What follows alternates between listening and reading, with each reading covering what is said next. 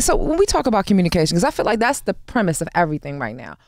Who's talking, who's listening? And as we think about communication, like we find that people just have things to say, but it is about who's listening. So with that being said, are you against desirability when it comes to politics? Like, is there a way that you have to show up in order for people to listen?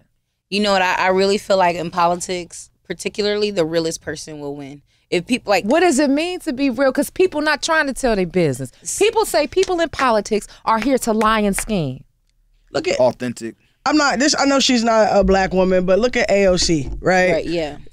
No millennial has ever been elected to the congressional level. Why? Because people want that real. Why do people love Cardi B? Because she real.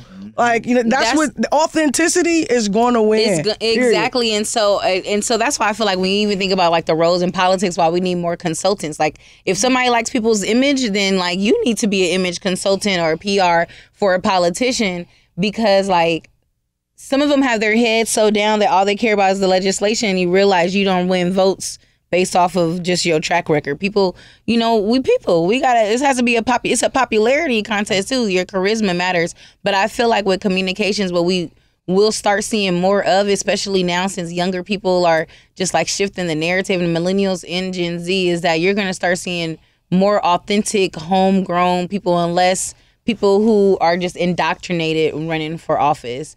And I think that it's not just about being in office, because like for me, people love saying, when you gonna run for office? Never. I'm just a little too ghetto and a little too incorrect.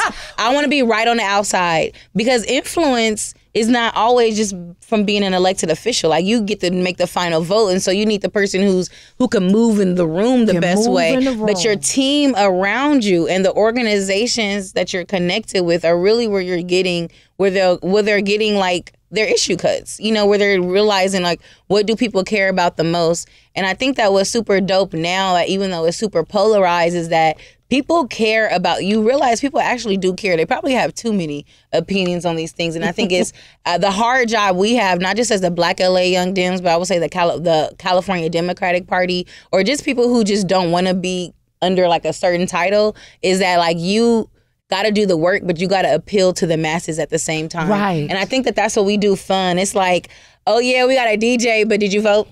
Oh yeah, we got a DJ. We talking about AB 1207. Oh, what's AB 1207? Girl, did you know that AB stands for Assembly Bill? Like, and then girl, so this 1217th one. Let me tell you what it goes on. Let me tell you how this goes. Like, you have to be real and tell. Like, I made that up. I don't have no idea what AB 1217. I probably read about it earlier today.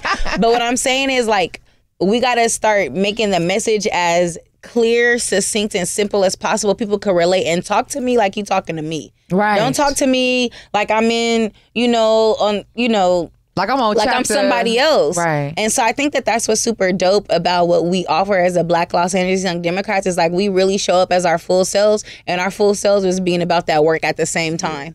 Like, and that's what a lot of other, and I'm not trying to shade anybody. Was you at the party? I ain't see you there. Okay, go ahead. Because I was like, losing our authentic selves. Oh, I was. Next ago. Oh, okay. That's her authentic self. Exactly. She will be gone. Sade will be gone. Work from home is work from anywhere. Just to add to something that Shianne said, right? Like, me and my homeboys, our motto is we're going to have respect in the streets and in the boardroom. And I think that's what makes us dynamic, right? This board, people like AOC, right? We be able to navigate in multiple sectors, multiple spaces, and still get the point across, still get the message across. And I think that's why KB is dynamic as well, right? People don't know KB was an organizer, activist in the 80s in South Central, right? In the heart, in the peak of the crack cocaine epidemic. They just see the KB of 2020, the congresswoman. But I think that's the type of leadership we need in Los Angeles. And that's also the type of leadership we're cultivating here at BLAYD. Come on. Get your vitamin D right here with me and get excited.